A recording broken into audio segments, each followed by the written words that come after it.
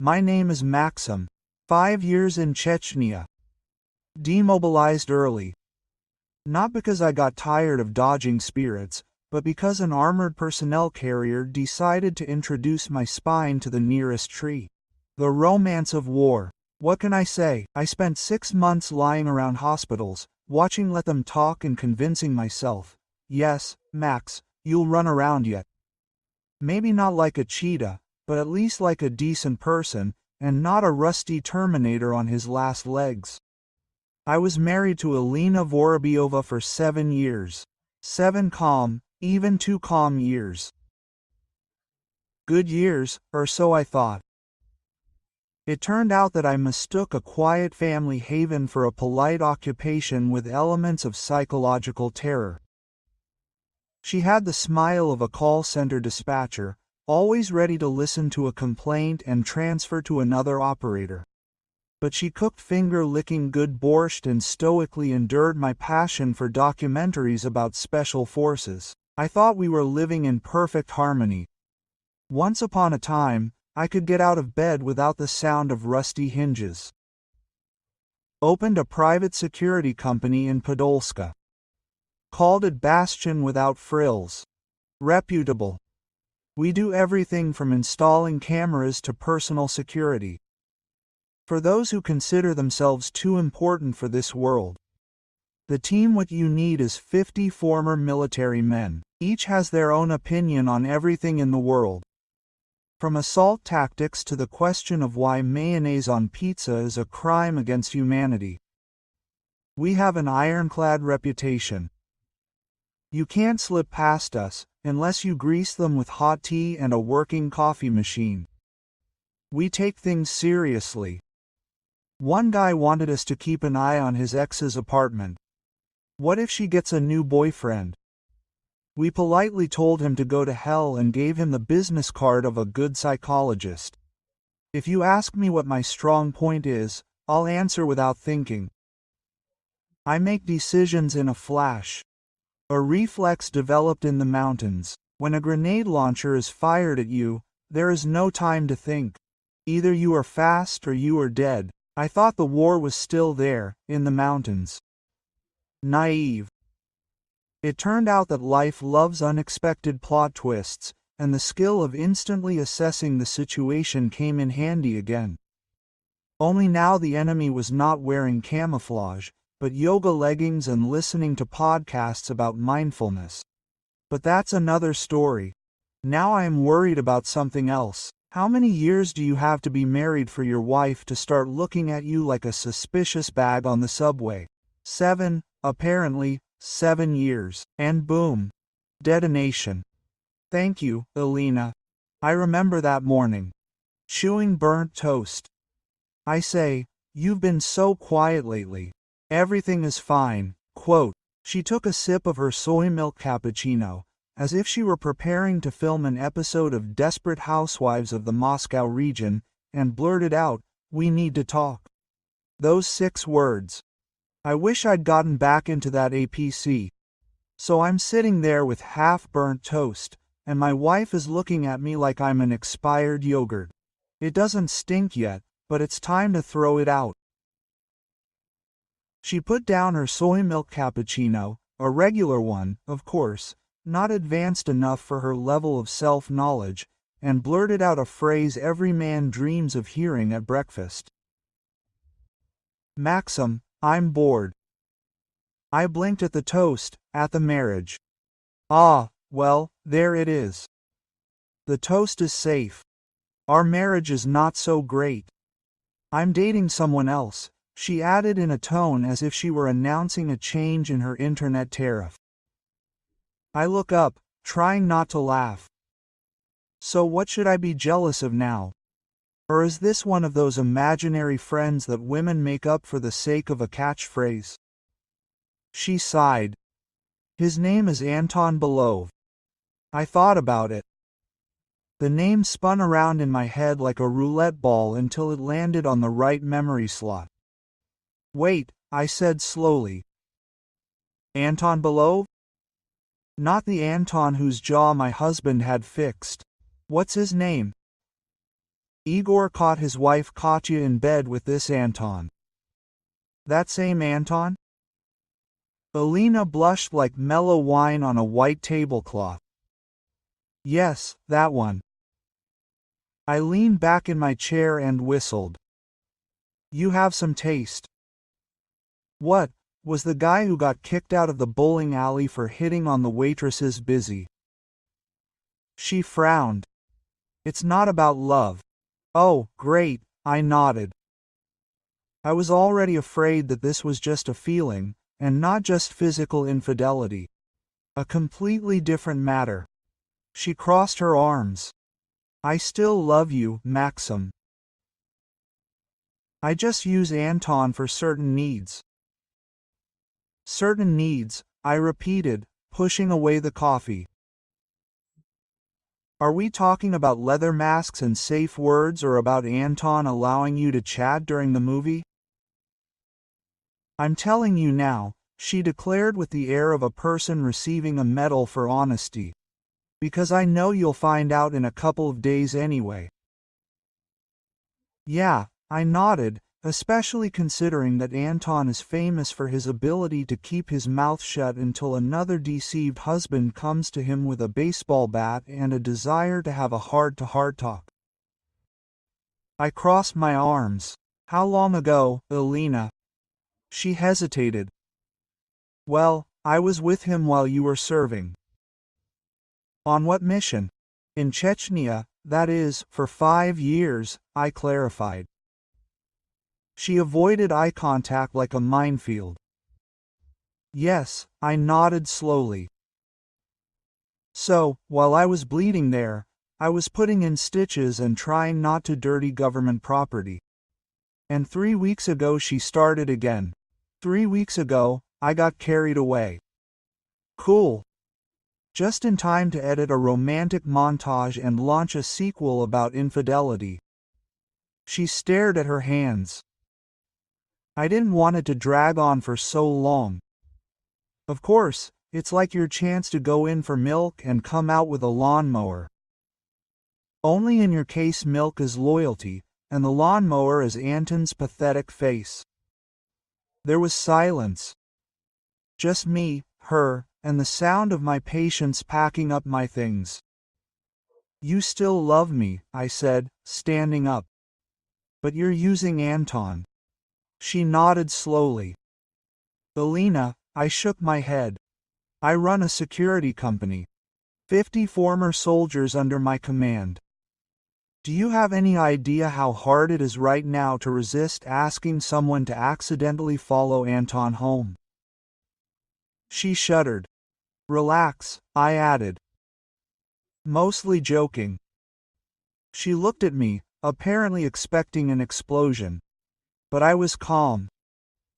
Years of war had taught me to keep my cool when everything around me was burning, including, as it turned out, my marriage.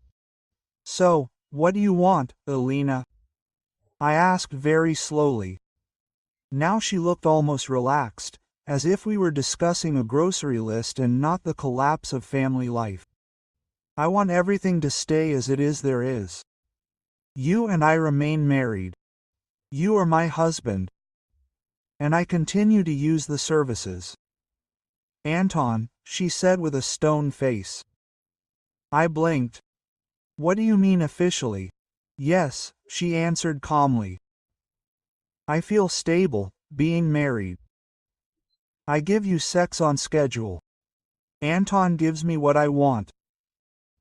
Everyone is happy. I tilted my head, trying to figure out if she had an earphone in her ear. And this is a joke from the devil himself. Alina, I began. You want me to stay married, pay the rent, fix the faucet and pretend that you are not using the local Loveless as an intimate toy.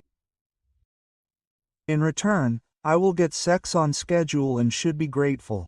Yes, she answered in the tone of a DitSat educator. This is adult. I could not resist. I burst out laughing like a man who stepped on a mine and decided, what, we'll fly today. And if I say no? I asked, crossing my arms. Her smile evaporated. Quote, "Then," she said through gritted teeth, "I'll file for divorce. I've already spoken to a lawyer. I'll sue you for moral damages, assault, harassment. I'll destroy you, Maxim. Your business, your reputation, everything will go to hell." She leaned toward me. Her voice became icy. Quote, "So get in line. Be a good soldier. Follow orders. Be a good soldier." It hit the mark deeply. And then, like in a cheap TV series with too much drama, the doorbell rang. Alina rose from the guise of a woman confident in her rightness, although in fact she was doing complete madness. Anton entered. Yes, that same one. In jeans that were bursting at the seams and with such a smug face that I wanted to spit in his soul. He sprawled on the couch like the master of his life. The stench of perfume was overwhelming across the room. "Sure, Axe, what else to expect?" "Hi, Max," he nodded, as if we were anchoring. "No offense." Yeah, I kept quiet. Alina sat down next to him, took his hand. Oil painting. Love and betrayal in the Moscow region. Quote, "We hope you'll do the right thing," she said. "It's best for everyone." I smiled. Not because I agreed, but because I'd already started composing a symphony of their collapse. Quote, "Just a minute," I said, taking out my phone. "I need to call." I turned around, went into the bedroom and carefully closed the door. Calm, collected, focused. Made 3 calls. The first to my mother. If there's a woman in the world scarier than Alina with her threats, it is my mother with the lease agreement and 7-2 receipts, sorted into folders. Quote, "Hello, Mom," I began calmly. "Maxim, let's get married, I see," she answered, without wasting a second. Quickly, "I'm divorcing Alina." Pause. Finally. "Enough of this already. Are you demanding payment for the rent?" You read my mind. The second call. Pasha, to my deputy, a former paratrooper the size of a solid closet. If only a closet could shoot an SVD and cook dumplings. "Pasha," I said, "come to my house immediately. Take Kostyan and Zamaya." A pause on the other end. "Everything is that bad?" "Yes." "And bring something to eat." Bible conversation. And finally, Yegor Elvovich, not a porn actor, but our lawyer. On weekends he DJs in clubs, but in court he is scarier than any prosecutor. Half of the judges in the region reach for Valadol when he appears. "Yegor," I began. "You still specialize in divorces with elements of idiocy." "I live for this," he replied. "What do you have there?" "I am sending you the details. Take the documents and come." He returned to the living room with a laptop under his arm, like with Holy Scripture. He sat down opposite Alina and Anton. The couple had settled in too comfortably for people who are now facing emotional eviction. "I called a lawyer," I said. "We are filing for divorce." Alina blinked. "Are you serious?" Anton leaned back on the couch, as if he was watching the TV series Marriage, the final season. "You said you wanted to enjoy life, right?" I replied, calmly typing. Quote, "Well, enjoy it, like a free woman." What began was what I can only describe as a verbal exorcism. "I'll take half of your company, half of your money. I'll take your house, you smug bastard." "Niece," I nodded. I rehearsed in front of the mirror. This went on. Another 20 minutes of threats, screams and gestures that violated all possible conventions. And then, as if on cue, the doorbell rang. I stood up and opened it. Yegor Elvovich himself was standing there. A 3-piece suit, aviator sunglasses. Because why not? They shook hands. Yegor, Maxim. He noticed Anton on the couch. His smile widened, like a shark who saw a tourist on an inflatable mattress. Quote, "Oh," Yegor drawled. "Anton, if I'm not mistaken, my client Igor sends his regards." Anton suddenly remembered where he had left his dignity. It was not there. I sat down again and opened the laptop. "Elena," I began. "Our joint account is now empty." Her face went out like the Wi-Fi in the subway. "How is it empty?" "Well," I scrolled down the page. "It turns out that the apartment we've been living in for 7 years has been registered in my mother's name. And now she's demanding retroactive rent. For 7 years." Igor grinned. "And guess where this rent came from?" I poked the screen with my account. Cleared out a few. Every penny went to my dear landlady, who, by the way, bakes excellent cabbage pies. She exploded. Damn it, threats. It seemed she even made up new words on the fly. Anton sat glued to the spot, as if he'd accidentally stumbled upon a crime scene. "Igor," I asked. "Documents?" He handed me a thick folder with a magician's gesture. I started signing. Elena watched the process with a mixture of rage and confusion. Then I looked up and smiled. "Oh, by the way, I just re-registered my business." Her eyes lit up. Her jaw dropped. "I never thought you were that generous." I looked her straight in the eye. "You can have it all."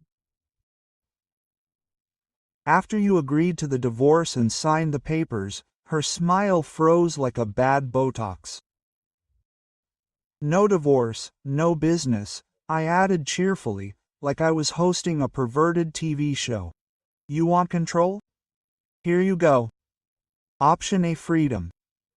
Endless gymnastics with Anton Jagala and a fully functioning security company. Option B, no company, no money. An a vengeful ex-husband who will drag out the divorce until your pension. Oh yeah, and my mom. She'll sue you for debt so harshly that the judge will ask, 'Do you even know how to work?'" Igor leaned toward her. "Choose wisely. I charge by the hour." With these words, I leaned back, sipping coffee and watching the Haas gears turning in Elena's head. Anton looked like he wanted to fall through the sofa. And I finally finished my toast. Elena looked at Anton, expecting the support of wise advice. He scratched the back of his head, the gesture of a man for whom other people's problems are like another Tuesday. Quote, "Divorce this sucker," Anton said. "Take his business. They say things are going well. We'll make money like this." In 10 seconds, Anton turned from a lover into a financial consultant.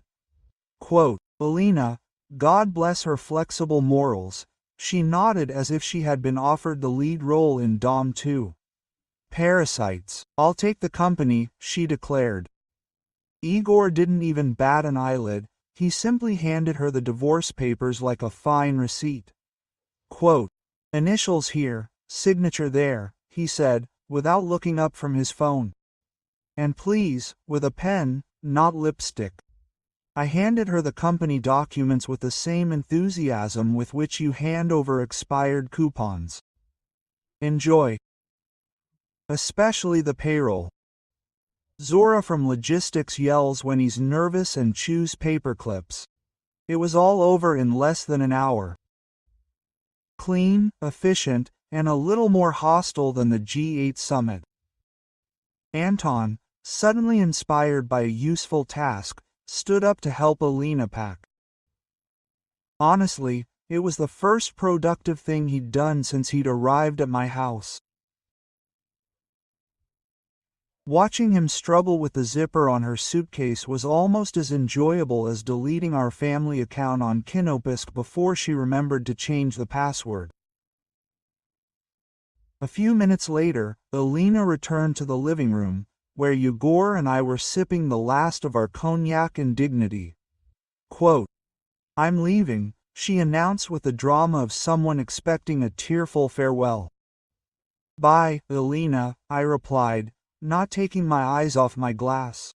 Anton followed her. Quote, "I'm up." "Wait, Anton," I called out calmly. "We're not done yet." He froze.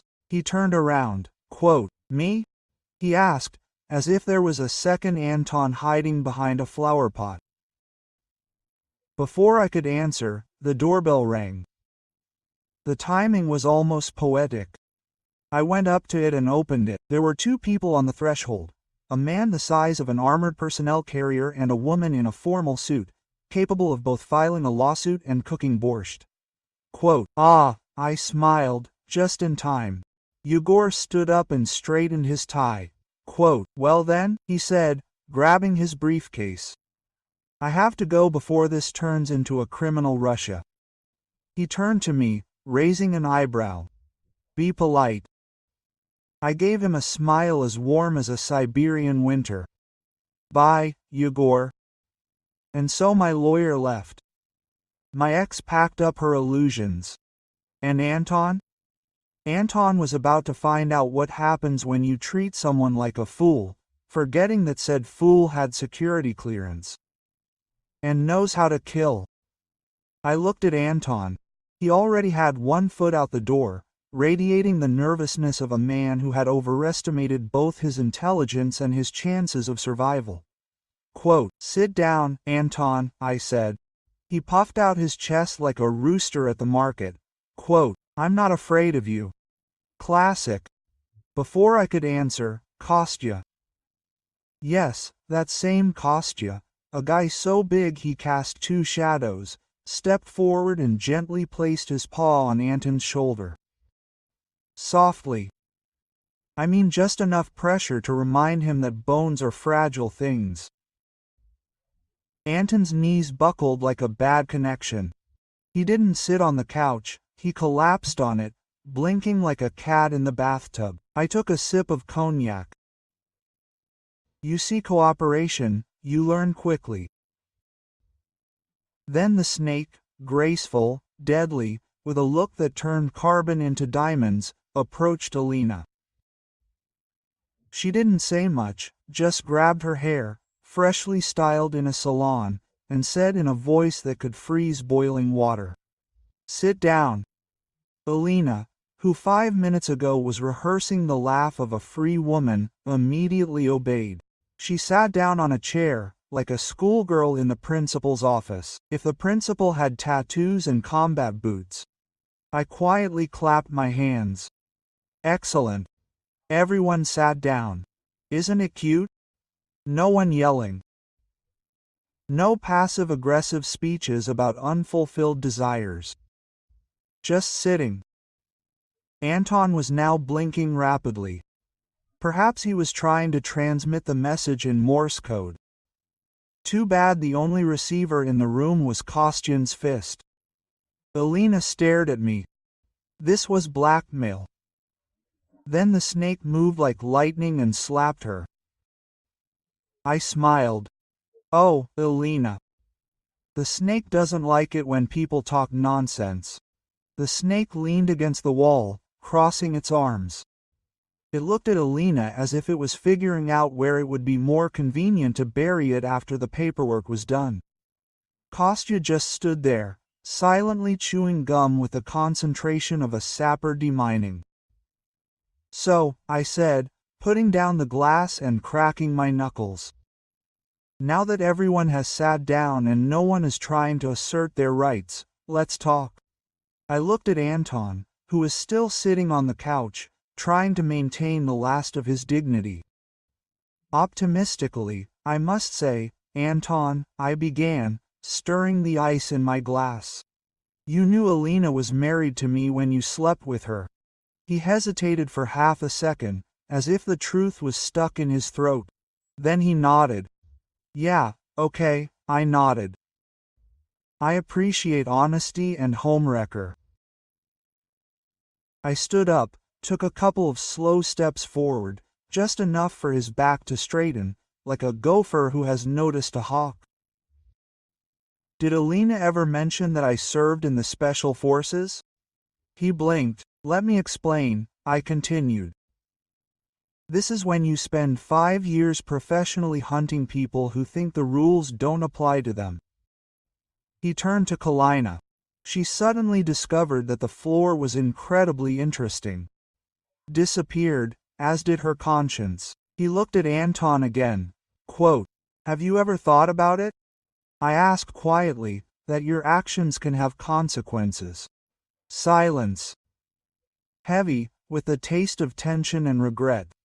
Anton opened his mouth. Maybe he wanted to lie. Maybe he could come up with an excuse about feelings or chemistry, but he didn't have time to make a sound. Bang! Kostya stepped forward and slapped him from the left. Smoothly, like in ballet. Anton swayed to the side, blinking, as if he had just discovered the law of gravity. Quote, the boss is asking a question, Kostya explained calmly, not even out of breath. Anton sat up, holding his cheek, as if it were a guarantee. Yeah, I didn't think it would go this far. That's the problem, I said.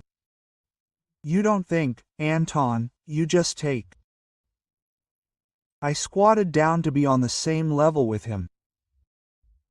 You know, I've met fighters more noble than you. At least they didn't steal other people's things, knowing that without it they wouldn't survive. Anton whispered something, probably a prayer. Too bad the only gods in this room were armed with muscles and bad intentions. I slowly leaned back in my chair, letting the silence wash over us like a warm, frightening blanket. Anton was still blinking, his cheeks crinkled as if he'd been hit with an encyclopedia. Quote, you see, Anton, I began, stirring my drink as if telling a bedtime story. There's an old saying, if you love to ride, you must also love to pull the sled. A pause for dramatic effect. Anton looked confused. Alina seemed to be trying to blend into the upholstery of the chair. Quote, you've been riding? I continued. Congratulations, little gold star. But now, Anton, it's time to pull the sled. Anton straightened up, probably hoping I was talking about board games and not self-mutilation. Poor, naive Anton. I nodded at Kostya, who was still standing with his arms crossed. He looked like a refrigerator that had just finished training in the Ryazan Airborne. Quote, see Kostya? He's an artist. He waved his glass. No, not one of those who paint sunflowers or cry over poems. I'm talking about an artist who reshapes human anatomy. Anton blinked. Once, he single-handedly remade 5 spirits in a gorge near Grozny, without weapons. Only bare hands and a rich imagination. Kostya nodded solemnly. That place is still called the Gorge of Repentance. I leaned toward Anton and caught his eye. Here's the situation. Did you know that Alina is my wife? I knew and still decided to play bed games with her while I was bleeding to death in Chechnya. I took a sip from the glass. And, you see, this doesn't suit me. I'm a fair person, I believe in balance. So now we need to restore the equilibrium. Anton began to sweat, but not from the heat, but from the realization that his kidneys didn't have long to live. Please, that's what's interesting, I said, bowing my head. Are you not married? Not engaged. I don't even have a steady girlfriend, as far as I know. He smiled. And I wanted to stay that way. Anton swallowed hard, so I nodded at Kostyan. He'll make sure you don't get married. Never. Anton's eyes widened. What does that mean? Kostyan cracked his knuckles. The snake grinned and took out her phone. Turn on your breakup playlist. Only if he screams, I replied. Alina jumped up in a panic. Maxim, this is madness. Madness, quote. I looked at her calmly. No, madness is cheating on a special forces soldier with a guy who once lost a treadmill fight. Anton tried to get up and rush to the door. Kostyan barely moved. He just stepped forward like a man going to his favorite job. Anton opened his mouth, probably wanting to say something stupid. At that moment, Kostyan punched him in the stomach. The blow was so strong that the air around him shook. Anton made the sound of a crushed accordion and collapsed to the floor in a fetal position. Mommy, he whined. I raised an eyebrow. This was shameful. Alina tried to rush to him. Heroically, like in a melodrama about love and moral bankruptcy, but she didn't even have time to bend over. Slap. The snake slapped with surgical precision. Sit down, she hissed.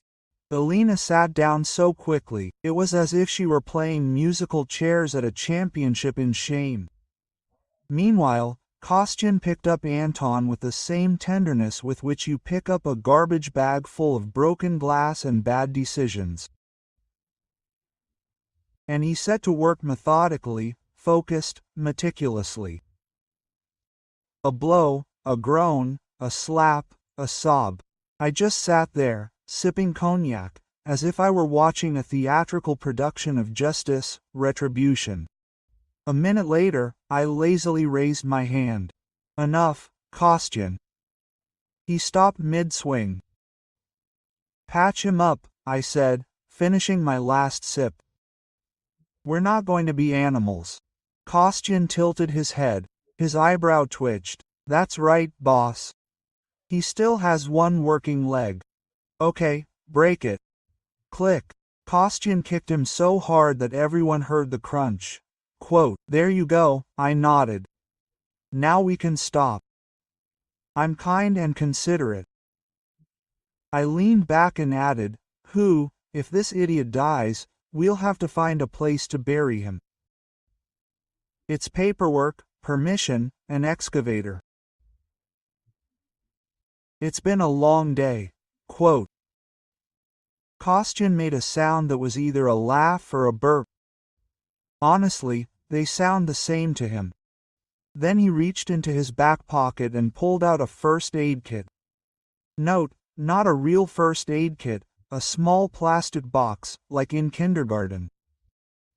Yes, Kostyan carried a children's first aid kit with him, like a perverted and extremely dangerous pioneer who had received a badge for providing first aid in an underground fight club.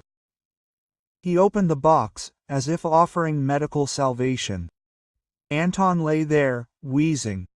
His face was swollen like a marshmallow in a microwave. His eyes were fluttering, probably remembering his childhood. Kostyan rummaged through the box, whistling something cheerful and completely inappropriate. Then he carefully took out one of the dinosaur bandages.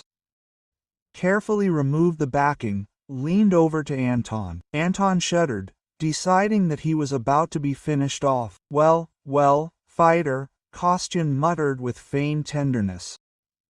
You were a brave little homewrecker. And with all the seriousness of a field medic, he stuck the bandage right on the center of Anton's sweaty, bruised crook. He stepped back, admiring his work. That's it. It's done. And he smiled. Unfriendly. The smile they print on flyers, the one about wanted persons. I raised an eyebrow. Seriously? Is this your treatment? Kostya shrugged. A symbolic gesture. Anton caught him. The snake clapped sarcastically. Bravo. Looks like a kindergarten victim with a concussion. Alina, still frozen in place, looked at Anton as if rethinking every life choice that had welcomed her here. And I just smiled. I told you, we are not animals, just highly motivated enthusiasts. He straightened up and looked at Alina, who suddenly became very, very still. I told you, you know how to choose. I hope he holds the pressure better in bed than on the floor. Kostya chuckled quietly, like distant thunder. The snake simply watched. And I was just getting started. He turned to Alina. She sat motionless, like a mannequin in a thunderstorm. Her lipstick was smudged, but her hair was still in place. What a shame. She looked at me with that mixture of confusion and regret that only comes when consequences become apparent. Alina, I said, setting down the empty glass. Tell me something. She blinked. Have you ever thought? I asked slowly, that threatening my special forces husband is a good idea? She shook her head quickly. I hadn't thought it would go this far. I sighed loudly and theatrically, like the disappointed father of a generation. Exactly, I said. You didn't think. That's the problem, Alina. Actions have consequences, and bad actions? Quote. I smiled coldly. Very bad consequences. She opened her mouth to say something, but wisely closed it. It's too late, my dear, too late. But, I continued, standing up, as I kindly demonstrated today, I am a kind and considerate person. I turned slowly, spreading my arms, like the host of the show Field of Miracles, imagining today's nightmare. However, I added, I am also very vengeful. Alina visibly tensed up. I literally heard her internal monologue with prayers to all known deities. You cheated on me, lied to me, threatened me, my business, my reputation. And all this while standing in my mother's apartment in the earrings I gave her, planning an intimate life with Anton, a walking punching bag. Anton caught me from the floor in agreement. I nodded at the snake, which leaned against the wall and twirled something shiny in its fingers, like a magician at a funeral. You see, I said, the snake has a dream. Alina's gaze darted to her.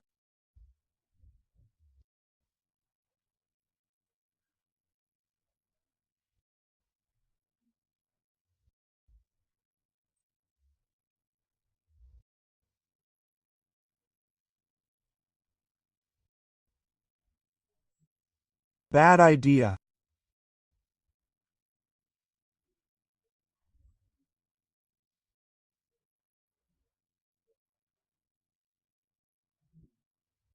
She's always wanted to open a beauty salon, I explained, but she never studied. No courses, no degrees, just pure passion and a very steady hand. The snake grinned, took out a straight razor. The blade flashed as she easily turned it between her fingers. And lucky for her, I added cheerfully, you're going to be a top model. Alina's jaw dropped. Quote, you wouldn't dare, my dear, I said. We passed by daring 20 minutes ago. The snake stepped forward in one smooth motion. Sit still, she cooed affectionately. It will be easier if you don't twitch. The razor flashed. Quick, precise movements. And Alina, once the queen of salons and monthly Botox, became magnificently, fantastically bald, smooth as karma. She froze, blinking like a stunned owl. Her hand slowly rose to her head. The snake blew on the blade, like on a gun in a western. I call it a remorseful haircut. I nodded approvingly. Quote, talent is wasted, snake. Don't worry, she said, wiping the blade. I'm just warming up. Alina opened her mouth, but there were no words. I stepped closer, caught her gaze. Quote, wanted to play, Alina? Now you're leaving with your suitcases and a shiny skull. Enjoy your new life. Lonely, ruined, you look like a runaway Buddhist. Congratulations. I clapped my hands. Now get out. He sat back down, crossed his legs, poured himself another cognac. Because justice must be savored. Take them out, he waved his hand, as if they were two childless interns. Kostyan did not hesitate, picked up Anton, by that time just a walking bruise, and dragged him to the door, like defective goods, for return. The snake took Alina by the elbow with the enthusiasm of a tax inspector. Quote, "Let's go, Rapunzel," she muttered. "Or what is left of you." "Don't touch me," Alina hissed. The snake only grinned. "Please, you are not worth the gloves." They left. Alina screamed, Anton groaned. The snake whistled a melody from the brigade. On the way out, Kostyan saluted me. A wonderful ending. Or so they thought. 3 weeks later. Time to sum up the results in court. Put on his best suit, black, strict, with a barely noticeable pattern on the tie. The look said, "I may be divorced, but I'm still the master of the situation." Alina walked in as if to her own funeral. Her head was tightly wrapped in a silk scarf, dark glasses. A mysterious woman with an aura of urgent trichological help. Anton was brought in. He looked like a man who had been overtaken by karma, gravity, and Kostyan. Still in a wheelchair, still wincing when someone coughed loudly. They sat opposite at a long table with their lawyer, a guy who charged $30,000 an hour for a sure loss of cases. The judge barely tore himself away from the papers. Quote, "It looks clean," he muttered. "No disputes about property." Alina's lawyer cleared his throat. "No, Your Honor, my client gets full ownership of the business." The judge blinked his whole face. I nodded with a fresh smile. "Every square inch, Your Honor." Anton let out a weak wheeze. I think it was a laugh or a scream. Perhaps both. The judge looked at Alina. "Citizen Vorobyova, you understand the terms of the agreement." She nodded, gritting her teeth. "Yes, Your Honor." "Excellent," he said, putting a seal, as if sealing a tomb. "The marriage is dissolved. The hearing is over. The hammer bangs. The marriage is over. The headache is transferred." I stood up, buttoned my jacket. It was a pleasure to work. Alina said nothing. Anton muttered something. Either a threat or an apology. Unintelligible, because of his swollen cheek. And everything is clean, efficient, legally binding. I walked out of court a free man. She walked out with a handkerchief, burdened with responsibility company and a guy who now needs a seatbelt to sneeze. All in all, one of my best Tuesdays ever. 60 days later. Standing outside the empty office of what used to be my company. Scrubbed floors, locked doors, and the most satisfied smile I've had since I dropped Raccoon off at Kalina's yoga class. Long story. Alina was the first to arrive, her head wrapped tightly in a scarf and her sunglasses posing as an enigmatic businesswoman. Anton hobbled behind, still looking like he'd lost a fight with gravity. "I've come to collect," she announced, holding out her hand so proudly, like she expected me to kiss it. Instead, I handed her a single key. "Congratulations, CEO. Come on in." Quote. She sauntered to the door, swinging it open like a peacock in heels. And silence. Beautiful, empty silence. She turned around, confused. "Where is everyone?" I followed her in. "You mean the staff?" "Yes, Maxim. The staff. The ones who run the business." "And they quit." She blinked. "What?" On Tuesday, I nodded, stretching like a man who had a wonderful night's sleep while his ex was on the brink of financial ruin. Yeah.